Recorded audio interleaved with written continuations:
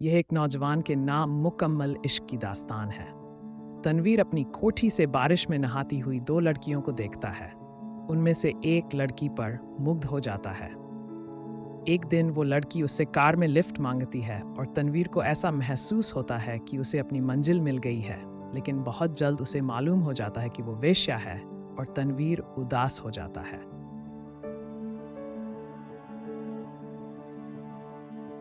मूसलाधार बारिश हो रही थी और वो अपने कमरे में बैठा जलथल देख रहा था। बाहर बहुत बड़ा लॉन था जिसमें दो दरख्त थे। उनके सब्जी पत्ते बारिश में नहा रहे थे। उसको महसूस हुआ कि वो पानी की इस बारिश से खुश होकर नाच रहे हैं। उधर टेलीफोन का एक खंबा गड़ा था उसके फ्लैट के ऐन सामने। ये भी बड़ा मसरूर नजर आता था, हालांकि उसकी मसरत की कोई वजह मालूम नहीं होती थी। इस बेजान शय को भला मसरूर क्या होना था, लेकिन तनवीर ने, जो कि बहुत मगमूम था, यही महसूस किया कि उसके आसपास जो भी शय है खुशी से नाच गा रही है। सावन गुजर चुका था और बारान रहमत नहीं हुई थी। लोगों ने मस्जिदों में इकट्ठे होकर दुआएं मांगी, मगर कोई नतीजा बरामद न हुआ। बादल आते और जाते रहे, मगर उनके थनों से पानी का एक कतरा भी न टपका। आखिर एक दिन अचानक काले काले बादल आसमान पर गिराए और छाजों से पानी बरसने लगा। तनवीर को बादलों और बारिशों से कोई दिलचस्पी नहीं थी। उसकी जिंदगी चटियल मैदान बन चुकी थी, जिसके मुंह में पानी का एक कतरा भी किसी ने न टपकाया हो। 2 बरस पहले उसने एक लड़की से, जिसका नाम सुरैया था, मोहब्बत करना शुरू की, मगर एक तरफा मोहब्बत थी। सुरैया ने उसे दरखोर एतना ही न समझा। सावन के दिन थे, बारिश हो रही थी। वो अपनी कोठी से बाहर निकला, जांगिया पहनकर नहाए और बारिश का लुत्फ उठाए। आम बाल्टी में पड़े थे। वो अकेला बैठा उन्हें चूस रहा था कि अचानक उसे चीखें और कहकहे सुनाई दिए। उसने देखा कि साथ वाली कोठी के लॉन में 2 लड़कियां बारिश में नहा रही हैं और खुशी में शोर मचा रही हैं। उसकी कोठी और साथ वाली कोठी के दरमियान सिर्फ एक झाड़ियों की दीवार थी। तनवीर उठा। आम का रस चूसते हुए वो बाड़ के पास गया और गौर से उन दोनों लड़कियों को देखा। दोनों महीन मलमल के कुर्ते पहने थीं, जो उनके बदन के साथ चिपके हुए थे। शलवार चूंकि लट्ठे की थी, इसलिए तनवीर को उनके बदन के निचले हिस्से के सही खद्दो खाल का पता न चल सका। उसने पहले किसी औरत को ऐसी नजरों से कभी नहीं देखा था, जैसा कि उस रोज जबकि बारिश हो रही थी उसने उन दोनों लड़कियों को देखा। देर तक वो उनको देखता रहा, जो बारिश में भीग भीग कर खुशी के नारे बुलंद कर रही थीं। तनवीर ने उनको पहले कभी नहीं देखा था, इसलिए कि वो कुछ अलग किस्म का लड़का था, कि वो किसी लड़की को बुरी नज़रों से देखना गुनाह समझता था। मगर उसने उस रोज बड़ी ललचाई नज़रों से उनको देखा ही नहीं, बल्कि उनके गीले बदन में अंगारा बनकर बरमे की तरह छेद करता रहा। तनवीर की उम्र उस वक्त 20 बरस के करीब होगी। नातजुर्बेकार था। जिंदगी में उसने पहली मर्तबा जवान लड़कियों के शबाब को गीली मलमल में लिपटे देखा तो उसने यूं महसूस किया कि उसके खून में चिंगारियां दौड़ रही हैं। उसने उन लड़कियों में से एक को मुंतखब करना चाहा। देर तक वो गौर करता रहा। एक लड़की बड़ी शरीर थी, दूसरी उससे कम। उसने सोचा शरीर अच्छी रहेगी जो उसको शरारतों का सबक दे सके। ये शरीर लड़की खूबसूरत थी, उसके बदन के आजा भी बहुत मुनासिब थे। बारिश में नहाती जलपरी मालूम होती थी। थोड़ी देर के लिए तनवीर शायर बन गया। उसने कभी इस तौर पर नहीं सोचा था, लेकिन उस लड़की ने, जिसका कुर्ता दूसरी के मुकाबले में बहुत ज्यादा महीन था, उसको ऐसे ऐसे शेर याद करा दिए जिनको अरसा हुआ भूल चुका था। इसके अलावा रेडियो पर सुने हुए फिल्मी गानों की धुनें भी उसके कानों में गूंजने लगीं और उसने बाढ़ के पीछे ये महसूस करना शुरू किया कि वो अशोक कुमार है, दिलीप कुमार है। फिर उसे कामिनी कौशल और नलिनी जयवंत का ख्याल आया। मगर उसने जब उस लड़की की तरफ इस गर्ज से देखा कि उसमें कामिनी कौशल और नलिनी जयवंत के खद्दो खाल नजर आ जाएं, तो उसने उन दोनों एक्ट्रेसों पर लानत भेजी। वो उनसे कहीं ज्यादा हसीन थी। उसके मलमल के कुर्ते में जो शबाब था, उसका मुकाबला उसने सोचा कोई भी नहीं कर सकता। तनवीर ने आम चूसने बंद कर दिए और उस लड़की से, जिसका नाम प्रवीण था, इश्क लड़ाना शुरू कर दिया।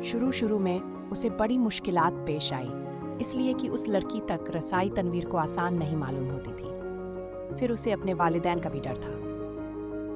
इसके अलावा उसे ये भी यकीन था कि वो उससे मुल्तफित होगी या नहीं। बहुत देर तक वो उन्हीं उलझनों में गिरफ्तार रहा।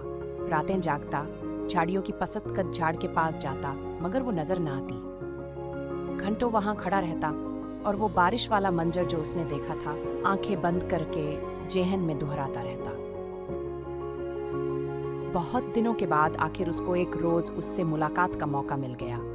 वो अपने बाप की कार में घर के किसी काम की गर्द से जा रहा था कि परवीन से उसकी मुठभेड़ हो गई। वो कार स्टार्ट कर चुका था कि साथ वाली कोठी में तनवीर के ख्वाबों की शहजादी निकली।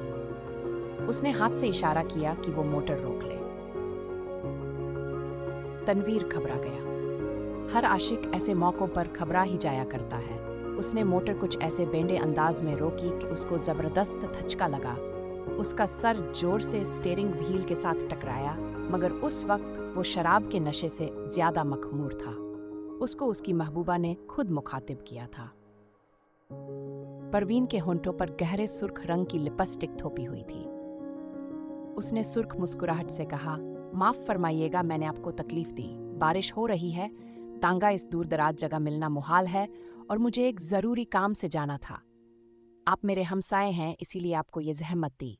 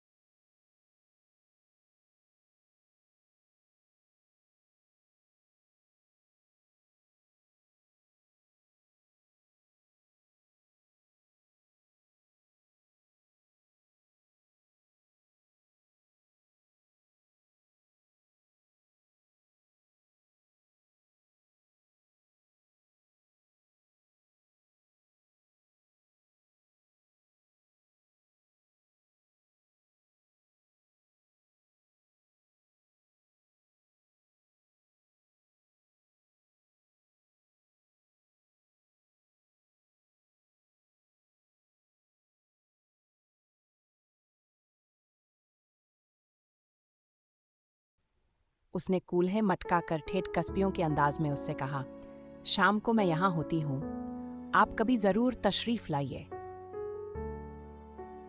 तनवीर जब भौंचक्का होकर अपनी मोटर की तरफ बढ़ा तो उसे ऐसा लगा कि वो भी एक कस्बी औरत है जिसे वो हर रोज चलाता है। उसकी लाल बत्ती लिपस्टिक है जो परवीन ने होंठों पर थोपी हुई थी। वो वापस अपनी कोठी चला आया। बारिश हो रही थी और तनवीर बेहद मगमूम था। उसको ऐसा महसूस हुआ कि उसकी आंखों के आंसू बारिश के कतरे बनकर टपक रहे हैं। Like and subscribe, and please support.